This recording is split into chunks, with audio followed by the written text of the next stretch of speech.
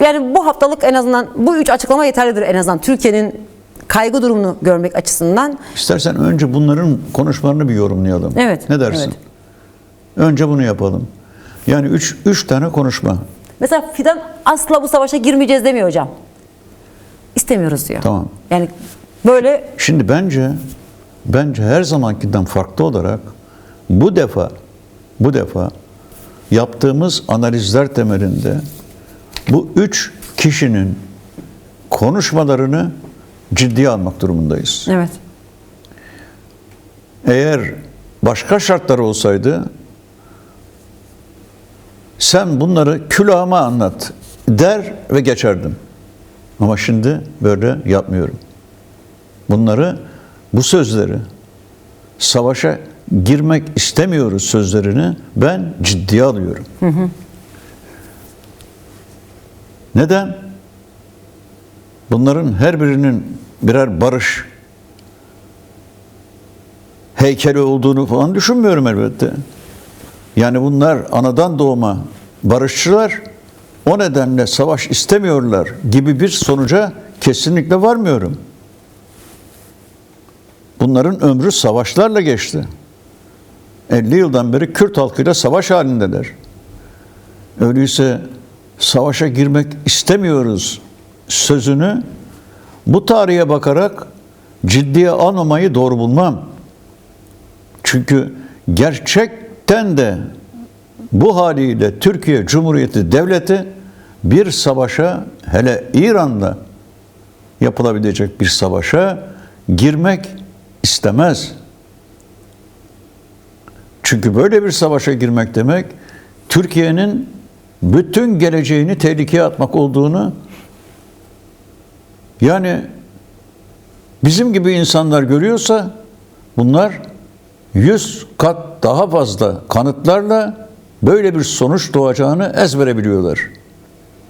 Ülkeyi o hale getirmiş durumdadırlar ki bunlar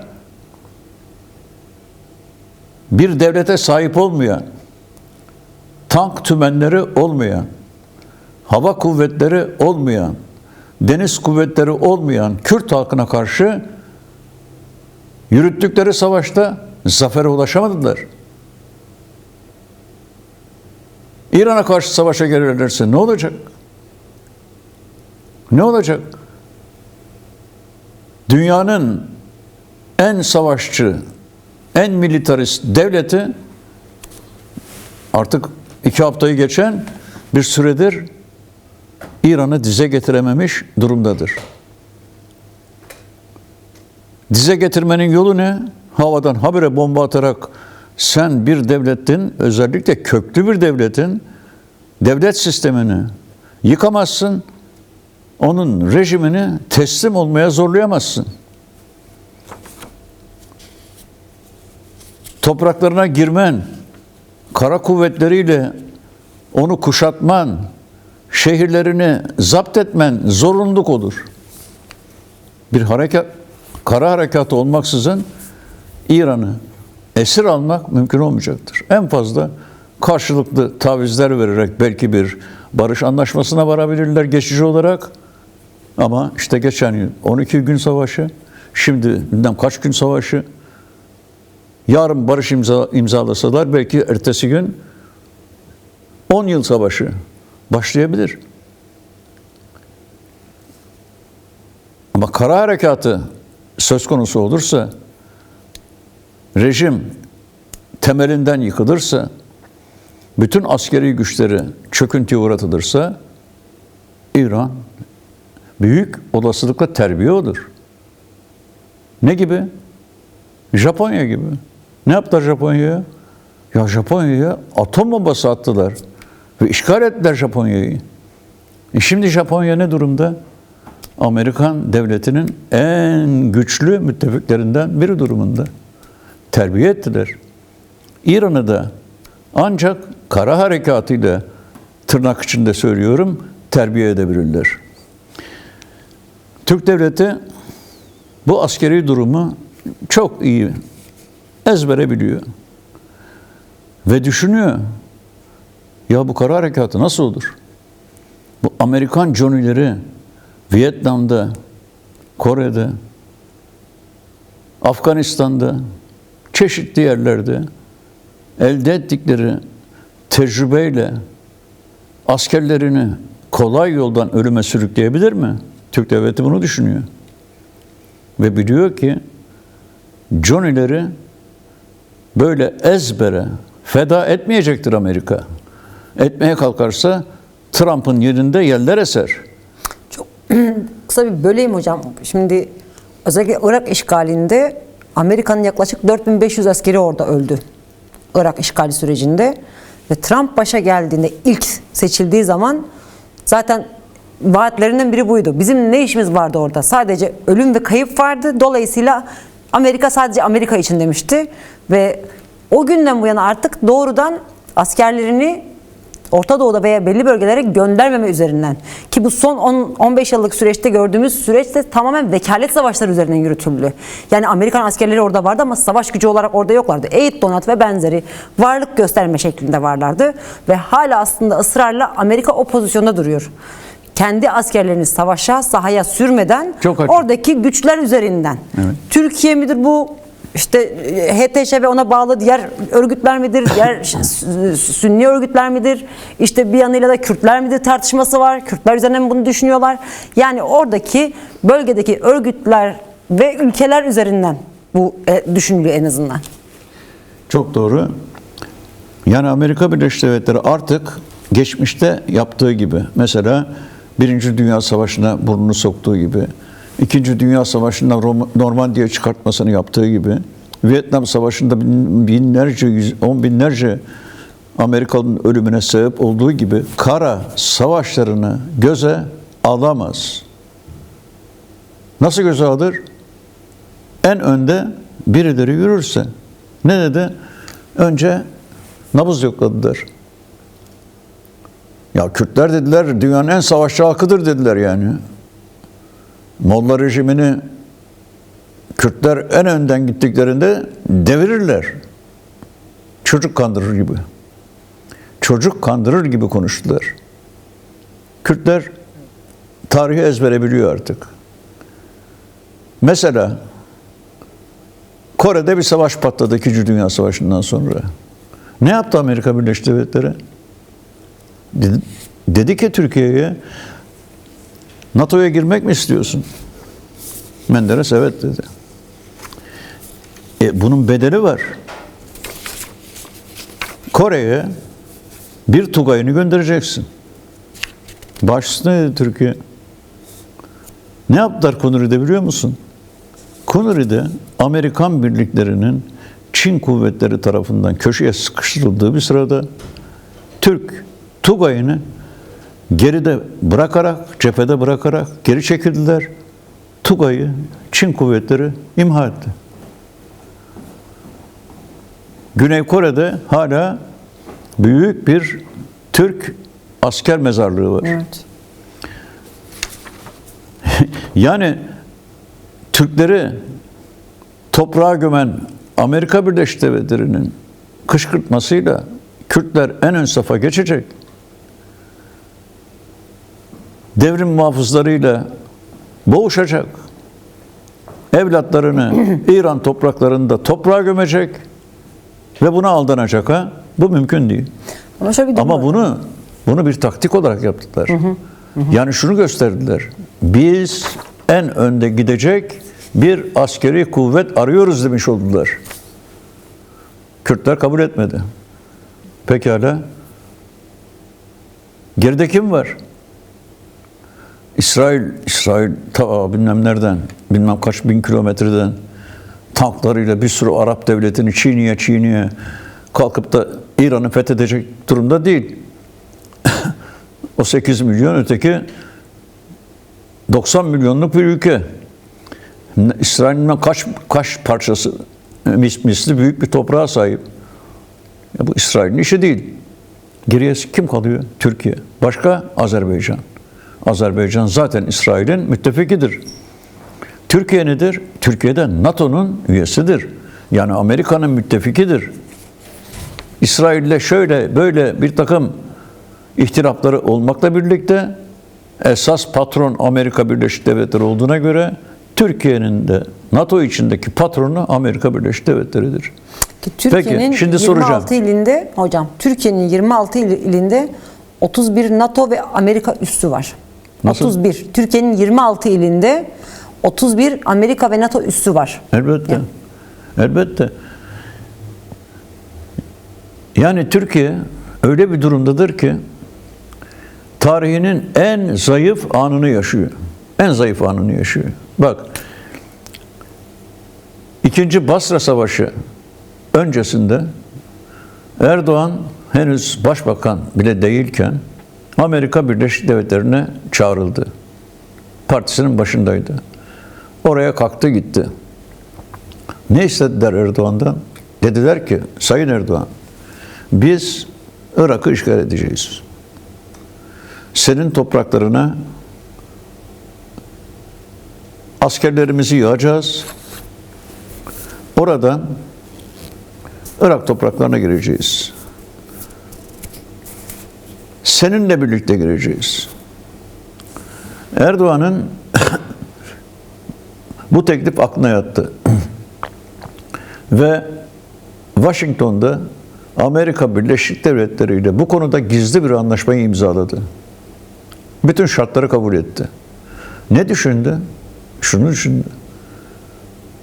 Eğer biz de Irak'a Amerika ile birlikte girersek, birinci Irak Savaşı esnasında hava sahası kapandığı için Başur Kürdistan'ının statü elde etmesi durumuna büyük ölçüde son veririz. Çok akıllı. Hakikaten de öyle bir şey olursa Amerika ile birlikte koca Türk ordusu Irak'a giriyor. Irak'a nereden girilir? Başur Kürdistan'dan girilir. Başur Kürdistan'ını Amerikan tanklarıyla Türk tankları çiğneyecek. Bağdat'ı zapt edecek, Saddam'ı devirecek. Güzel plan değil mi?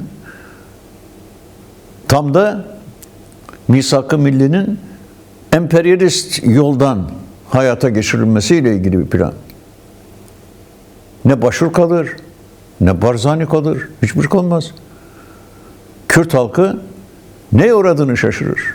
Bu tankların gürültüsü patırtısından. Fakat ne oldu? Şöyle bir şey oldu. Türk devleti şunu düşündü. Erdoğan'ın dışında. Biz bunu yaptığımız takdirde Orta Doğu'ya öyle bir bulaşırız ki bir daha çıkamayız. Bu bir. İkincisi, öyleyse böyle bir savaşın sorumluluğunu Erdoğan'ın sırtına yıkmak için biz bu savaşı desteklediğimizi ifade etmeyelim. Milli Güvenlik Kurulu toplandı. 1 Mart'tan önce oradan çıkan bildiride bu konuda tek kelime edilmedi. Generaller hakimdi o dönemde Milli Güvenlik Kurulu'na. Türk ordusu böyle bir macerayı reddetmemekle birlikte sorumluluğunu yüklenmeme tutumunu ortaya koydu. Zaten İslamcı bir hükümet bu fırsattan yararlanarak bunlar bir girsinler oraya, bir başlarını belaya soksunlar, biz de bunları tepeleriz gibi bir fikir o dönemdeki generallere hakim oldu. 1 Mart tezkeresi Türkiye Büyük Millet Meclisi'nden geçmedi. Cumhuriyet Halk Partisi, HDP ve AKP'nin sanıyorum 90 kadar milletvekilinin oy vermemesi üzerine savaş tezkeresi, yani Erdoğan'ın imzaladığı gizli anlaşmayla bağlı olan tezkere meclisten geçmedi. Ne oldu? Bunun sonunda Amerika Birleşik Devletleri çok bozuldu. İskenderun açıklarındaki gemilerde bekleyen askeri kuvvetler Allah bilir deniz tutmasından hastalandı. Ve Amerika çok daha farklı bir yoldan Irak'a girmek zorunda kaldı.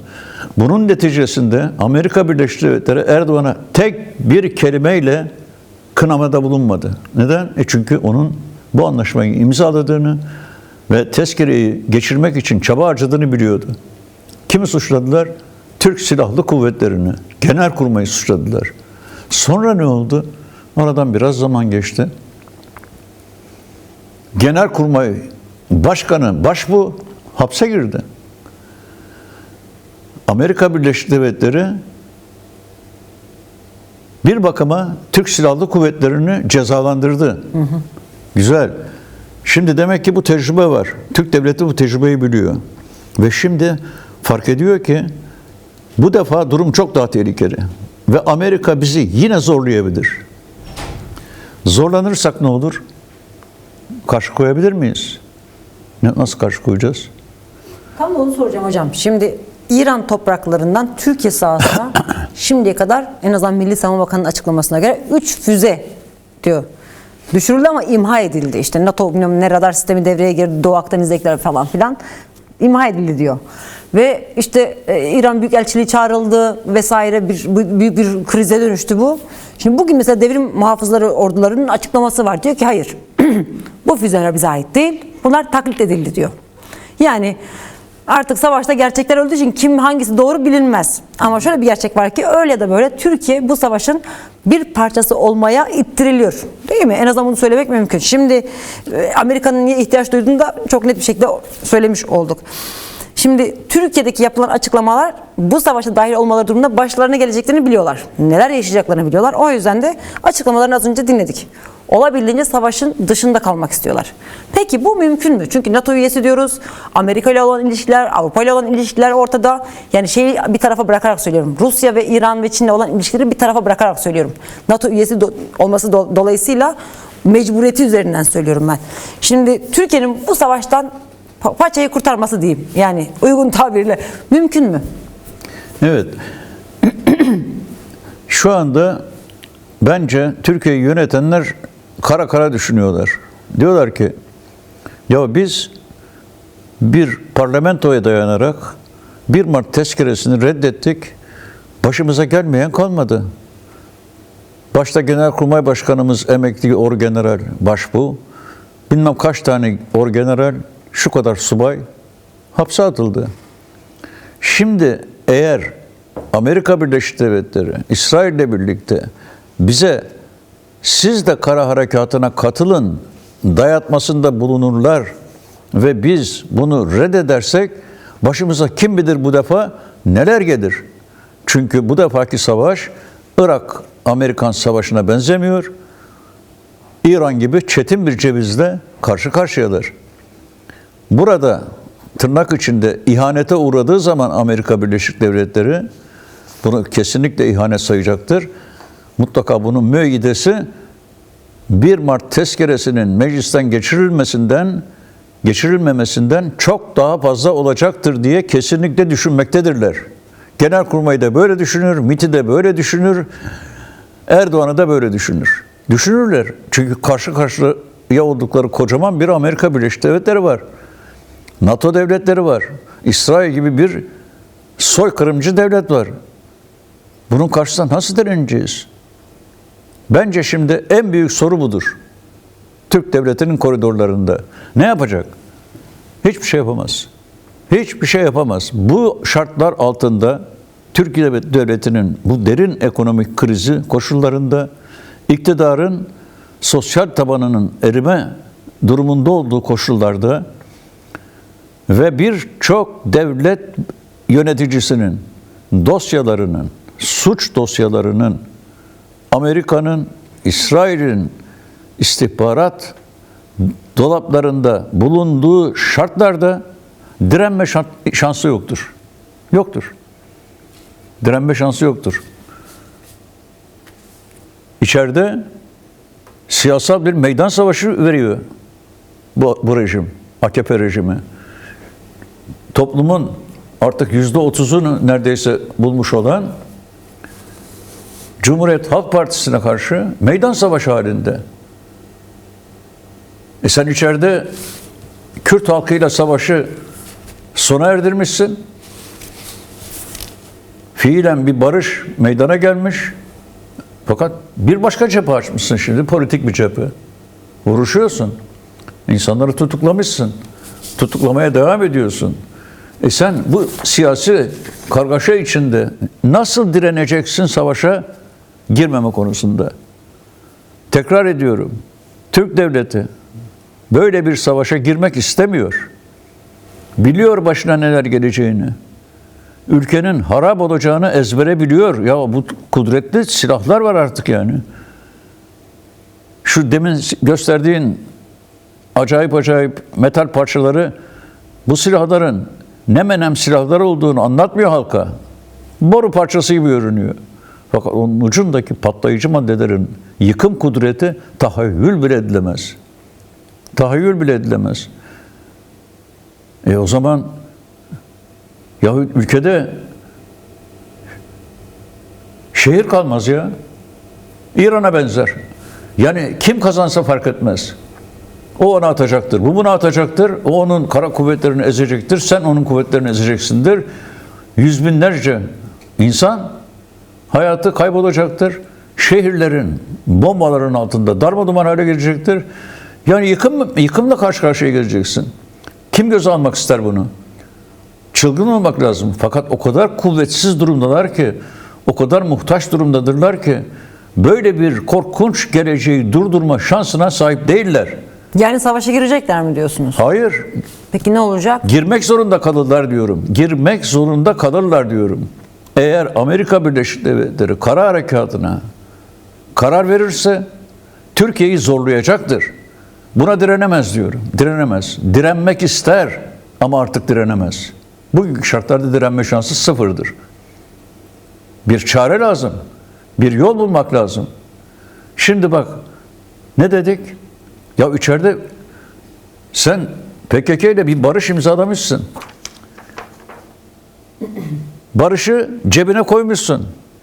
Öbür cebinde demokratik reformların listesi var. Fakat ucunu bile çıkartmamışsın. Cebinde barış güzel güzel duruyor. Sen PKK ile savaştan kurtulmuşsun. PKK silahsızlanmaya karar vermiş, örgütünü feshetmiş. Çok iyi, rahatım diyorsun. Güzel, rahatsın. Ama öteki cebindeki demokratik reform listesini çıkartmak zorundasın. Çıkartmıyor. Neden çıkartmıyor? Şundan dolayı çıkartmıyor. Eğer diye düşünüyor hem devlet ve hem de Erdoğan, biz Amerikan baskısına karşı koyamaz isek ve yarın savaşa girer isek, bu savaşa demokratik bir gelişme ortamında olan Türkiye'de mi girersek başarılı oluruz? Yoksa şimdiki gibi herkesi darmaduman ettiğimiz, ortada demokrasinin D'sinin olmadığı, belki de daha beter hale getireceğimiz bir ülke olarak mı savaşa girersek paçayı kurtarırız? Bu hesabı yapacaklar ve kesin yapıyorlar. Düşün, o cepte duran demokratik reform listesinin her maddesi son derecede önemlidir.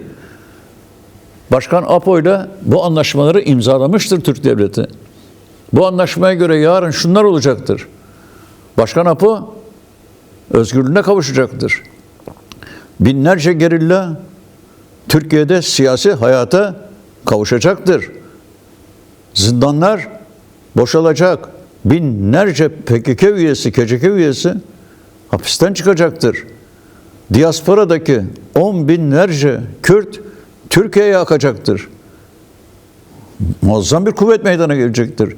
Şimdi bütün bunlar olurken kim İmamoğlu'nu hapiste tutabilir? Kim CHP'li belediye başkanını hapiste tutabilir? Onlar da hapisten çıkacaktır. Böylece demokratik bir toplum için şartlar ortaya çıkacaktır. Yani APO'nun barış ve demokratik toplum dediği hedefe yaklaşılmış olacaktır. Böyle bir toplumun içinde Türk devletinin başını binbir belaya sokacak olan bir savaşa herhangi bir hükümet karar verebilir mi? Canını okurlar onun ya. Herkes biliyor bu savaşın neticesinde Türkiye'nin yıkılıp gideceğini. Kimse izin vermeyecektir buna. Demokrasi varsa savaşa izin yoktur. Öyleyse demokrasi olmamalıdır. Neden? Olmasın, istedikleri için değil. Vermeye razılar aslında bu tür tavizleri. Fakat verirsek ve savaşa girmek mecburiyetinde kalırsak yandık gittik demektir diye düşünmektedirler. Ama diğer yandan da şunu söylüyorlar. Mesela Numan Kurtulmuş da aynı şeyi söylüyor. Devlet Bahçeli'nin az önceki okuduğum kısmının çok daha uzun bir hali var. Bu yazı çok daha uzun yaptığı açıklama.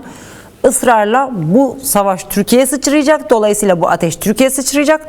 İç cepheyi tahkim etmemiz gerekiyor. Yoksa işte Suriye'de gördük ne olduğunu diyor Bahçeli. Diyor ki orada bir karmaşa oldu, gruplar çıktı, silahlı gruplar, vekaletler şöyle böyle diyor. Yani Suriye'deki kaderin aynısını yaşamamamız gerekiyor diyor. Dolayısıyla burada bir kez daha bu durumun başka bir rengi ortaya çıkıyor. Dolayısıyla Kürtlerle savaş halinde olarak da bu savaşa girmek de aslında Türkiye için yine kötü bir sonuca gidecektir esasında. Girmeyecek.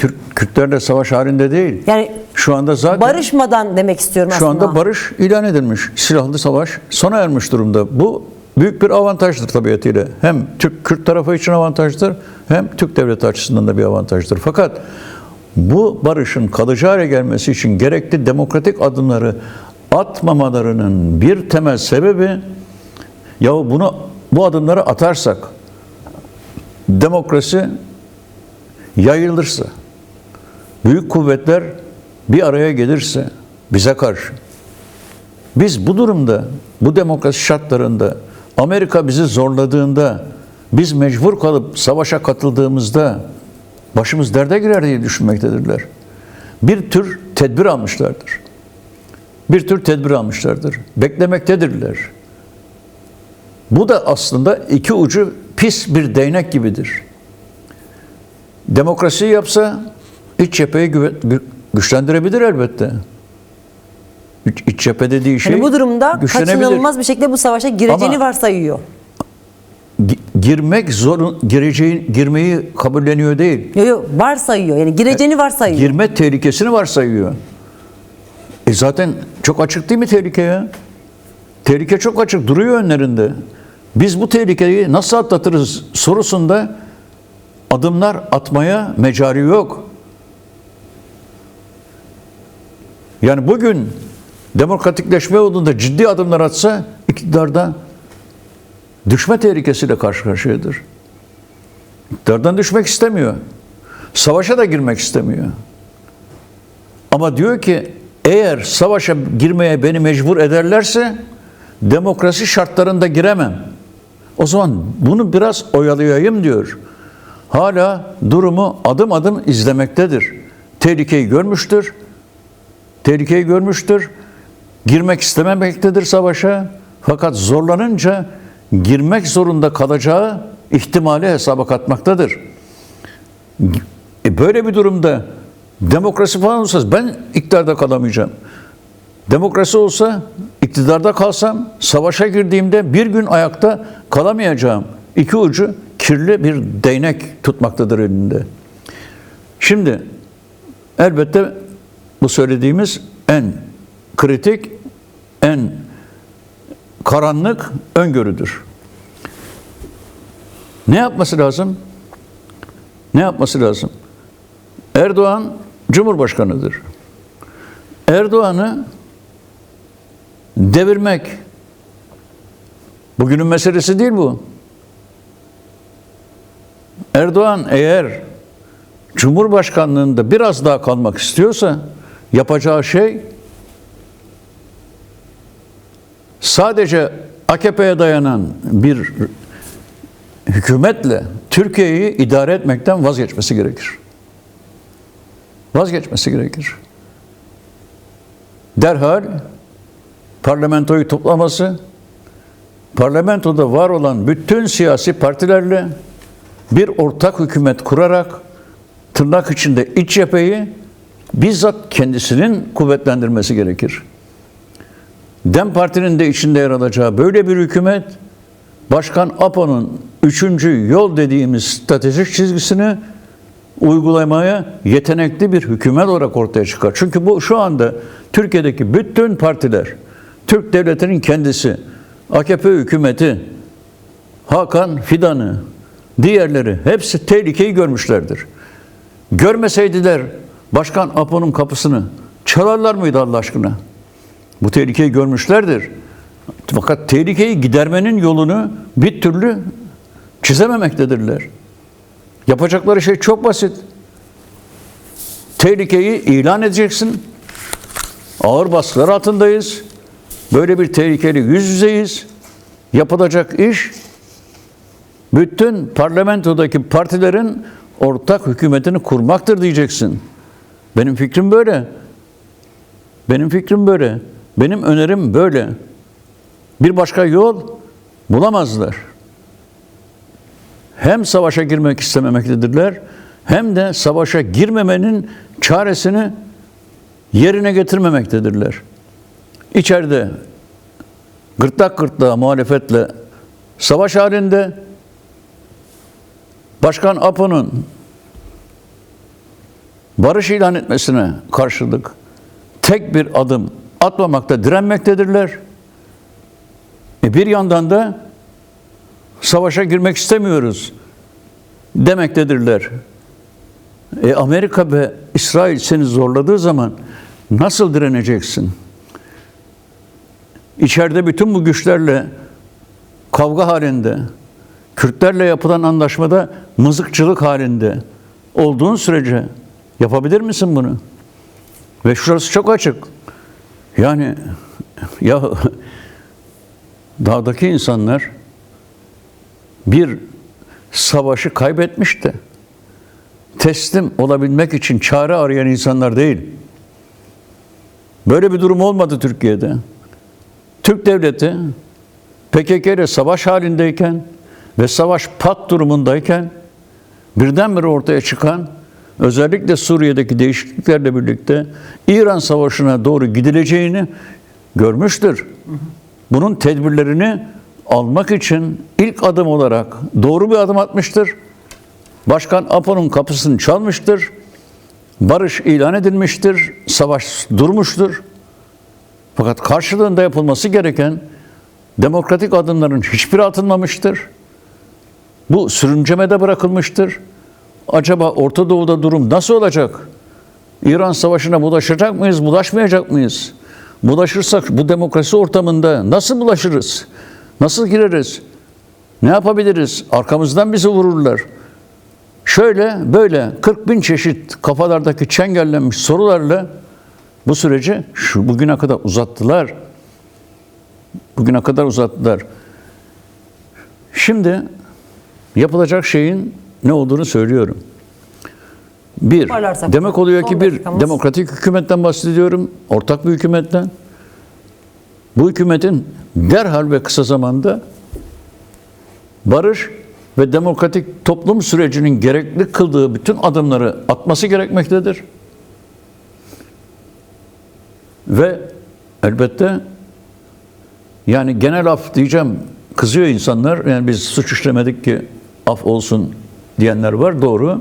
Fakat, yasal düzenleme, evet. Fakat devletler ve devletlerin anayasalarında dünyanın her yerinde genel af diye bir kurum var. Bu bir kanun.